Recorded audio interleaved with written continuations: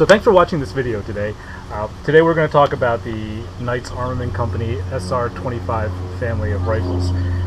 I get a lot of questions on YouTube about the SR25 EMC that we shoot, as well as there's some questions on various forums about the SR25 and what makes it so unique and such a good rifle.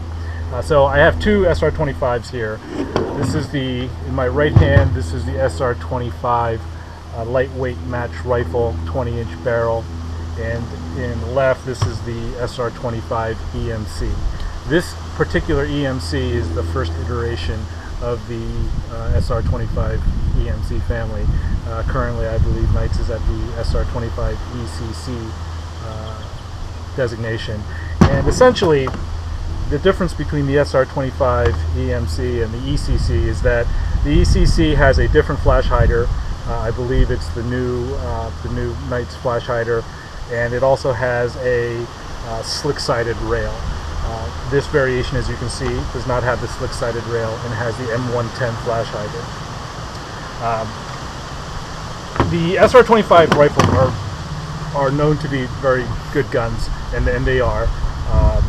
This particular build that I have here is my version of the Mk11Mod0 build, and it's not technically a true build because I don't have the correct front end rail system that the Mk11 does have. But for all intents and purposes, this was just my build. There are two suppressors that go on these rifles.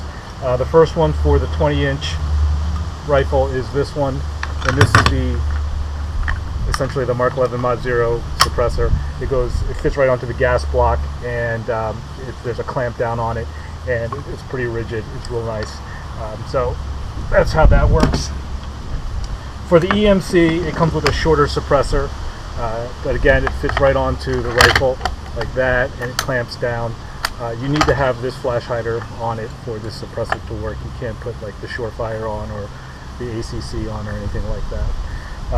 On this particular EMC, I like to run the 1:8 Leupold CQB-SS. A lot of people like to run the 1:6 or 1:4. You can even run the EOTech if you'd like on it, but I particularly just like using the 1:8. I also like putting the Knight hand stop on it. A lot of people like to grip it at the very front forward as they can. For the SR25 family, I like doing that. For the SR15, not so much. It does take SR25 Pike mags. Magpul does make them. You can tell this is a pretty nice one. You can also use the Knight Armament SR25 magazines. They're quite a bit more expensive, but they're a really nice magazine as well.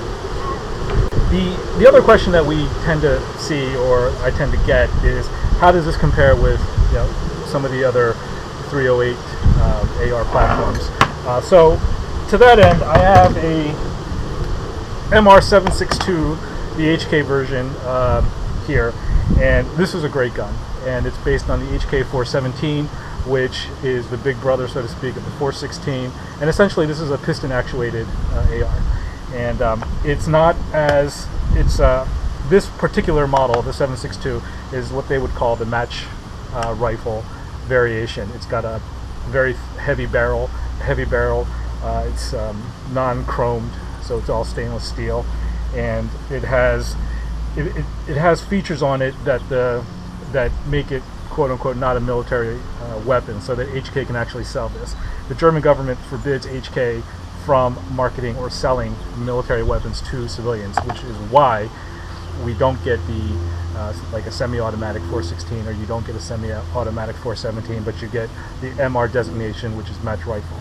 And essentially, you need a specific tool for the takedown pins.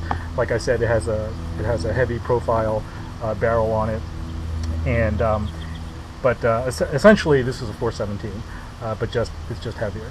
Now, in terms of weight and in terms of size, you can see that the SR25 and the 417 are essentially the same size. The only addition here is I have the ACC 51T brake on this, but if this did not have the brake, the muzzle opening would be right about here.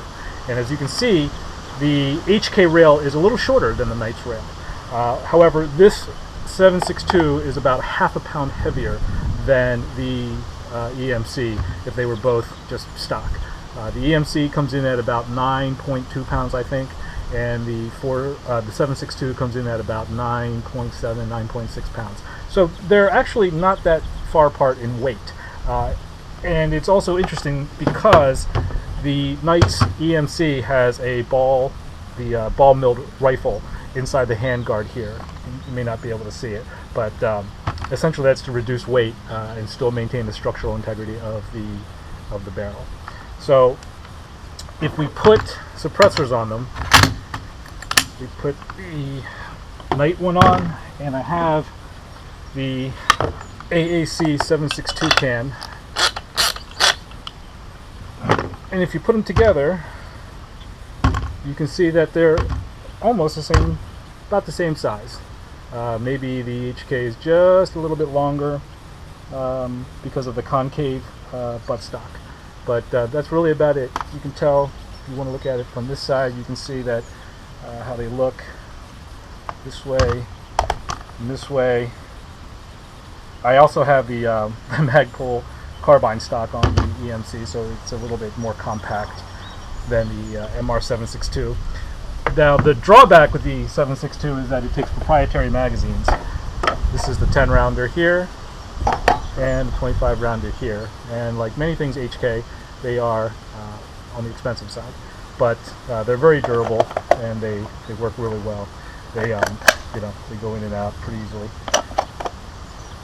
So those are some of the differences and some similarities actually within this AR 308 family. Now, contrast that with this, which is the MSG90 A1, which is essentially a very beefed up version of the HK 91 or G3 rifle.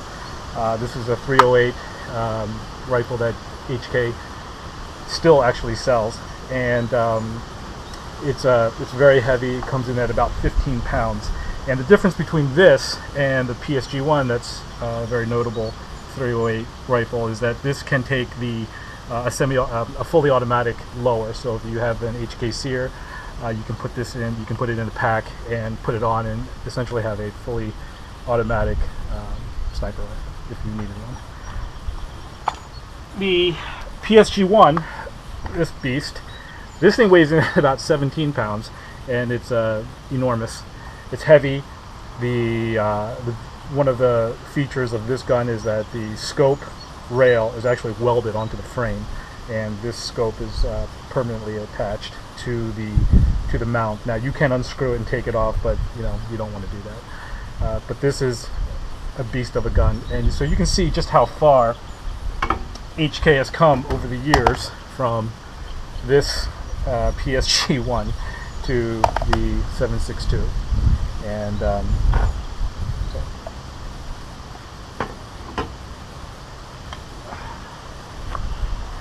so the other question we get is, well, how do these suppressors sound on the SR25 versus the AAC 762? To be quite honest, the 762 is quieter. The AAC suppressor is a little quieter than the EMC suppressor. This particular suppressor technology that we have here is not new. The Mk11Mod0 has been around for quite a bit, and this suppressor technology, or this fitting, has been the original SR25 suppressor fitting.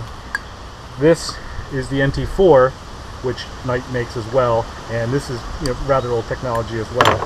I think this was probably first produced in the late 1990s.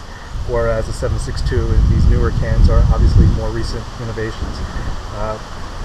But Knight's suppressors are very good, and especially for this style of gun, for this iteration of the SR25, I really like it.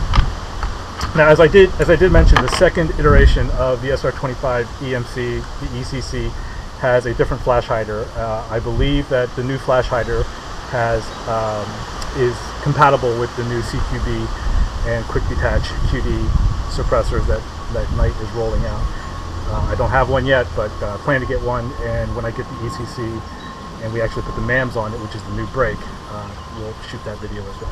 Okay, So I appreciate you watching, and I hope this answers some of the questions that a few of you had asked and posed about the SR25 and how it relates to the HK version. I don't have a LaRue rifle. I know there's a lot of questions about how the SR25 compares with the LaRue OBR. My personal opinion is that the SR25 comes from a company that actually innovated this platform. That's not to say that LaRue does not produce a quality rifle. I'm sure they do, but it's pretty easy. Well, it's not that difficult to make a rifle when you have 90% of the work done by somebody else. Not the knowledge base. So but I prefer the Knight rifle, and you can see they do a lot of innovation, and they put a lot of work and effort into the design. So I'd like to thank the guys at Knights for answering a lot of the questions that I had when I first purchased these, and I'd like to thank my dealer, autoweapons.com, Armament Services. He's a great dealer and is a stocking Knights armament dealer. And also, if you have any questions, you can go to silencertalk.com, go to the Knights subforum, and there's a lot of great information on the SR25. And for anything AR related, go to m4carbine.net. The guys over there are pretty knowledgeable, and it's a very friendly forum. All right, so thanks for watching.